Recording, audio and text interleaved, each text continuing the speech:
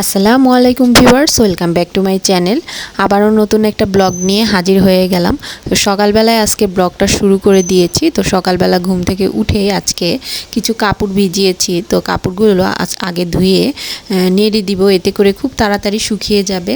তো আমার এই যে এই সব কাপড় চোপড়গুলো অনেক ময়লা হয়েছে, তা ভাবলাম যে কাপড়গুলো আগে ভিজিয়ে দেই, তারপরে আমি নাস্তা বানাতে চলে যাব। তো কাপড়গুলো ধুয়ে ছাদে নেড়ে দিয়ে এসেছি। এবার আমি সকালে কিছু রুটি বানিয়ে নেব। এর জন্য আমি যে এখানে আটা খামির করে নিয়েছি এবং রুটিগুলো আমার বেলা হয়ে গিয়েছে। তো রুটিগুলো আমি ভালো করে ছেঁকে নিব। আর আমি রুটির সাথে আজকে কিছুই নেই, তো আমি দুইটা ডিম ভেজে নিব। আজকে সকালের নাস্তা এটাই, আর বেশি কিছু করব না। তো চলে আসছি দুপুরবেলা আজকে এই মাছ দিয়ে বেগুন দিয়ে রান্না করব।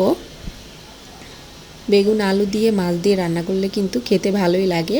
আর এই যে কলা গাছ থেকে একটা কলার মোচা কেটে নিয়ে এসেছি। তো টাটকা টাটকা মোচা খেতে ভালোই লাগে। আপনারা কে এই মোচা খেতে পছন্দ করেন? আমি বেশি একটা পছন্দ করি না। তো আমাদের গাছে কলার মোচা হয়েছে, তাই রান্না করছি। তো মোচার এই যে খোসাগুলো এভাবে করে ছাড়িয়ে নিচ্ছি। প্রথমে খোসাগুলো ছাড়িয়ে তারপর এই যে কলার মোচার মধ্যে এই যে এই জিনিসটা, এইটাই খেতে হয়। তো এইগুলো ভালো করে ছাড়িয়ে নিচ্ছি। অনেকে সেদ্ধ করে ঘন্ট করে, এতেও মজা লাগে। তো আমি এটা সেদ্ধ করে নেই, আমি এরকম করেই ভাজি করেছি। তো আমি আস্তে আস্তে কলার মোচার ভেতরে এইগুলো ছাড়িয়ে নিচ্ছি। অবশেষে কলার মোচাগুলো ছাড়ানো হয়ে গিয়েছে। তো আমি এই মোচাগুলো ভাজি করে ফেলবো।